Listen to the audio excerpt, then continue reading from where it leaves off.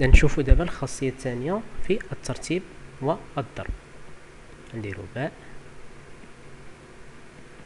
خاصية 2. إذن إذا كان لدينا A و B و C أعداد حقيقية، إذن A و B و C و D أعداد حقيقية. إذن إذا كان A أصغر من أو يساوي B و C أصغر من أو يساوي D، من هنا كاينة و، فإن A مضروبة في C أصغر من أو يساوي B مضروبة في D. إذن هذه هي الخاصية الثانية في مجال في موضوع الضرب والترتيب والضرب. إذا نقدروا ندير واحد المثال هنا.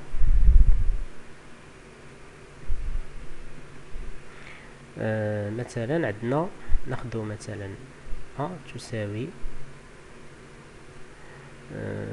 جذر مربع 4 أو جذر مربع 2 عفوا B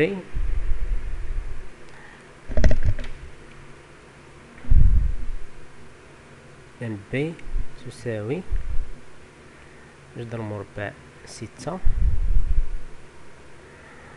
فإذا كان عندنا مثلا واحد العدد مثلا C أصغر من أو يساوي A و D أصغر من أو يساوي B،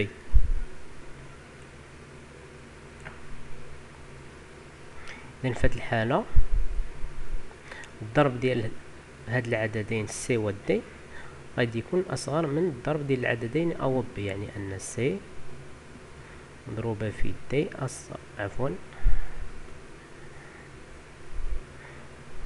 أصغر من أو يساوي A مضروبة في B، يعني أصغر من أو يساوي جذر مربع 2 مضروبة في جذر مربع 6، يعني أصغر من أو يساوي فوق جذر مربع ديال 2 في 6. إذن 6 هي 2 في 3، يعني أصغر من أو يساوي جذر مربع 2 في 2 في 3. إذن هنا عندنا جذر مربع 2 في 2 هي جذر مربع 2 أس 2، يعني هي 2. غتولي عندنا النتيجة هي أصغر من أو يساوي جذر مربع 2 في جذر مربع 3. إذن C مضروبة في D أصغر من أو يساوي 2 في جذر مربع 3. إذن هنا طبقنا هذه الخاصية الثانية ديال الضرب والعمليات. إذن غادي نشوفوا الفقرة الثالثة اللي هي الضرب والمقلوب.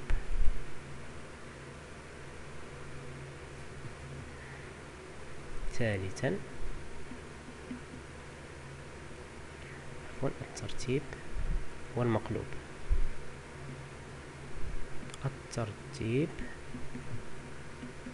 والمقلوب. اشنو كنقصدو بالمقلوب ديال العدد؟ مثلا العدد A المقلوب ديالو هو 1 على A، بحيث أن A خصها تكون تخالف 0 بطبيعة الحال. ميمكنش نديرو 1 على 0. إذن 1 على 0 هذه كتابة خاطئة. نشوفوا الخاصية الأولى من ألف. خاصية 1، عندنا A و B عددان حقيقيان موجبان قطعا. إذن A و B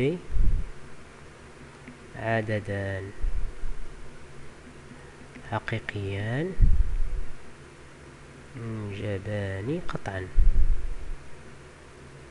ما معنى موجبان قطعا؟ معنيتهم أن A أكبر قطعا من صفر، يعني ماشي تساوي، و ب أكبر قطعا من صفر، فهذه هي موجبان قطعا. عفوا، إذا كان أ أصغر من أو يساوي ب، فإن واحد على أ أكبر من أو يساوي واحد على ب. إذا الترتيب يتغير في حالة المقلوب، والعكس صحيح. إذا كان واحد على أ أكبر من أو يساوي واحد على ب، فإن أ أصغر من أو تساوي ب. إذا هذه هي الخاصية الأولى فيما يخص الترتيب والمقلوب. نعطيو أمثلة ولا مثال. مثلا عندنا 5 أصغر من أو تساوي 7. إلا درنا المقلوبة تولي عندنا 1 على 5 أكبر من أو تساوي 1 على 7. هذا مثال بسيط غير باش تفهموا هذه الخاصية هذه. من بعد غادي نشوفوا إن شاء الله التمارين ديال هادشي كامل. دابا غير كنذكروا بالدرس. إذا غادي نشوفوا دابا عنوان آخر اللي هو الترتيب والمربع. رابعا الترتيب والمربع.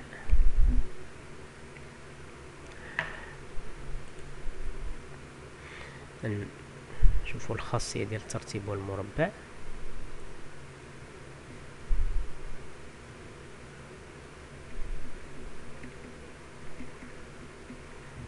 خاصية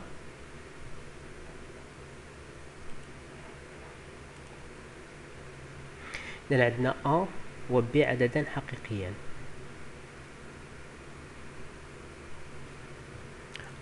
أ و ب عددان حقيقيان موجبان.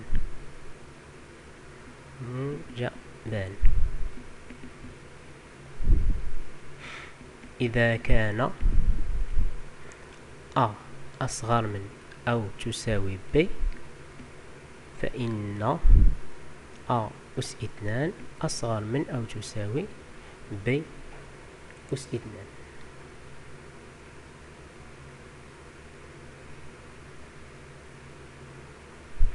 إذن هذا إذا كان عندنا أ و ب عددان حقيقيان. نشوفوا الخاصية الثانية اللي هي العكس ديالها. ألف أو عفوا باء خاصية 2. إذا كان عندنا أ و ب عددان حقيقيان سالبان.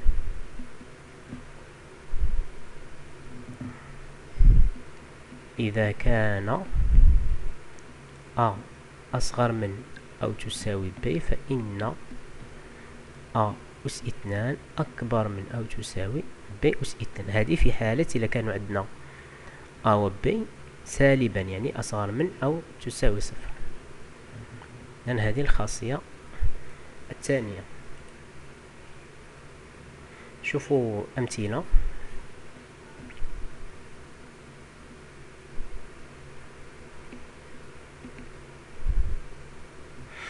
مثلا عندنا 2 أصغر من أو تساوي جذر مربع 5.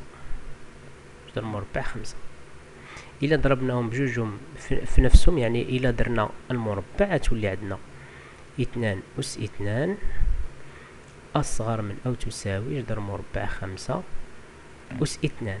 يعني أن 4 اللي هي 2 أس 2 أصغر من أو تساوي 5.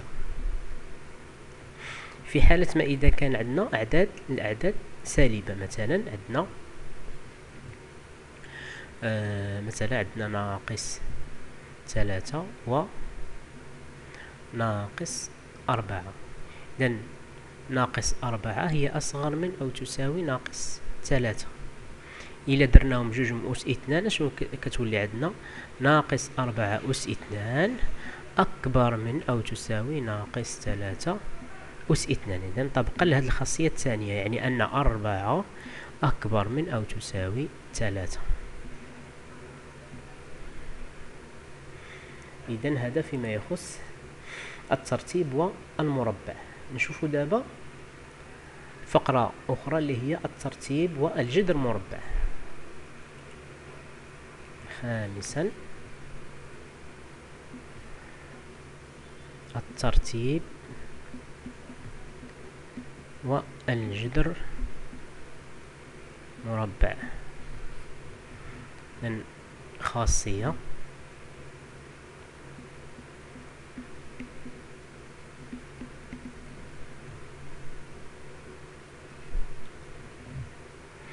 إذن عندنا A و B عددان حقيقيان موجبان